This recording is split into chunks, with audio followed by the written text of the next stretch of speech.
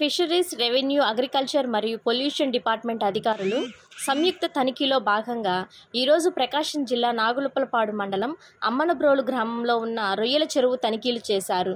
అనంతరం అధికారులు మీడియాతో మాట్లాడారు. రొయ్యల చెరువుల వ్యర్థాలను డ్రైనేజ్ లేకుండా అక్రమంగా త్రాగునీటిని కలుషితం చేస్తున్నట్లు అందిన ఫిర్యాదుల మేరకు రొయ్యల చెరువును తనిఖీలు చేశామని తెలియజేశారు. ఉలిచి గ్రామంలో ఉన్న చెక్ డ్యాంలోకి ఈ రొయ్యల చెరువు వ్యర్థాలు వెళ్లి నీటిని కలుషితం చేస్తున్నాయని అన్నారు.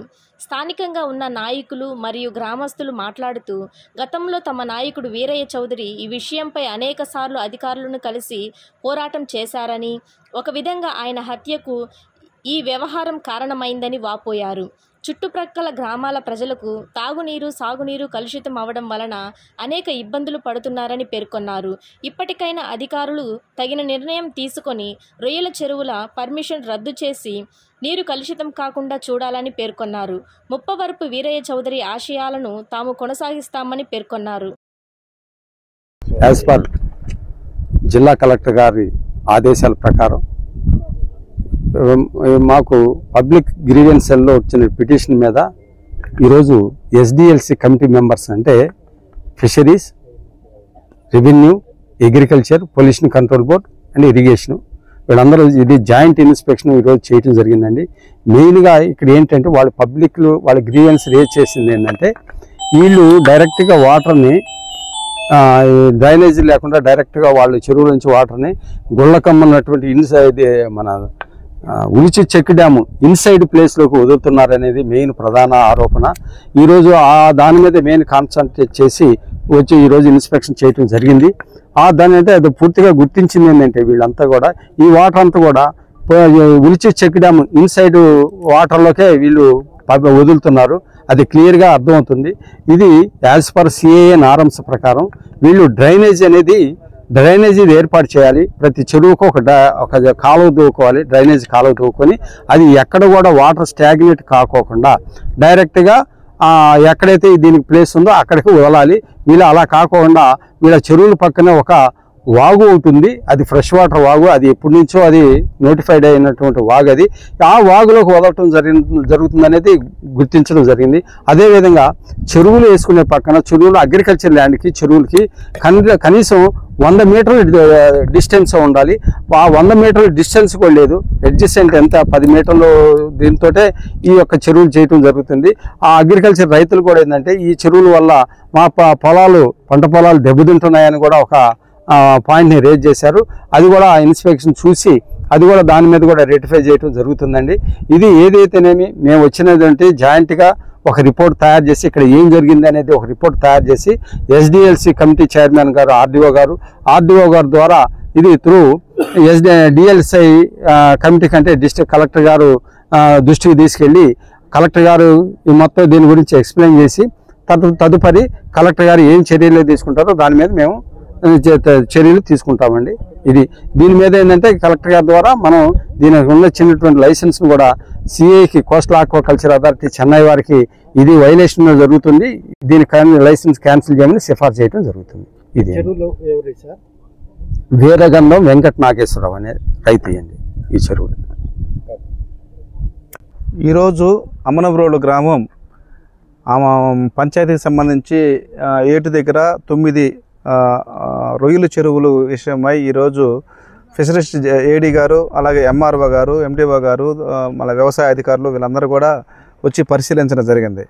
గత 3 సంవత్సరాల నుంచి కూడా ఇక్కడ ఈ రొయ్యల చెరువుల వల్ల ప్రాబ్లమ్స్ ఉన్నాయని 10 గ్రామాల సర్పంచులు ఒక తీర్మానం చేసి ఈ వాటర్ వల్ల గ్రామంలో ఉన్నటువంటి వాటర్ కలుషితం అవుతుంది. ఈ చెక్ డ్యాము కాడ నుంచి గ్రామాల వైపు ఈ చెరువులు ఉన్నాయి. ఈ చెరువుల్లో వదిలిపెట్టిన మలినాలు మొత్తం ఈ వాటర్ ఏట్లోకి వదలటం జరుగుతుంది. ఆ ఏట్లో నీళ్లు మళ్ళీ ఈ 10 గ్రామాల్లో వచ్చే వాటర్ మరి ఈ నీళ్ళు ద్వారా గ్రామాలకు వెళ్ళటం జరిగింది. ఆ గ్రామాల్లో ఈ వాటర్ వాడటం వల్ల అందరూ చాలా ఎక్కువ 50% దాకా చేతులకి ఒక రకమైన బొబ్బలు, శరీరానికి ఒక రకమైన జిల, ఇటువంటి అంటువ్యాధులు కూడా ప్రబలయ్యి చాలామంది హాస్పిటల్ పాలయ్యి మరి ఈ పంచాయతీకి చెప్పటం, ఈ 10 గ్రామాలలో పంచాయతీ వాళ్ళు తీర్మానం చేసి ఆ తీర్మానాన్ని వీరయ్య చౌదరి మరి ఎంపీపీకి ఉన్న టైంలో, మా నాయకుడికి ఉన్న టైంలో వాళ్ళు ఆయనకి ఇవ్వడం జరిగింది. అవి తీసుకెళ్ళి మరి జేడీ ఆఫీస్కో కలెక్టర్ గారికి గ్రీవెన్స్ ద్వారా వీరయ్య చౌదరి ఇవ్వడం జరిగింది. 3 సంవత్సరాల నుంచి దీని మీద పోరాటం చేస్తూ ఉన్నారు. కానీ అధికారులు వస్తున్నారు, కానీ ఏదో వాళ్ళ మరి ఎందువల్ల అది జాప్యం జరుగుతుందో, ఎక్కువ జాప్యం జరుగుతుందో దాన్ని కోర్టుకు కూడా వేయటం జరిగింది. కోర్టులో దీనికి 2 లైసెన్సులు ఉన్నాయి, ఒక లైసెన్స్ కూడా క్యాన్సిల్ చేయడం జరిగింది. అయినా సరే ఇప్పుడు కూడా ఇంత ప్రాబ్లం ఉన్నా కూడా అధికారులు ఎందుకో దీన్ని అశ్రద్ధ చేస్తూ లేట్ చేస్తున్నారు.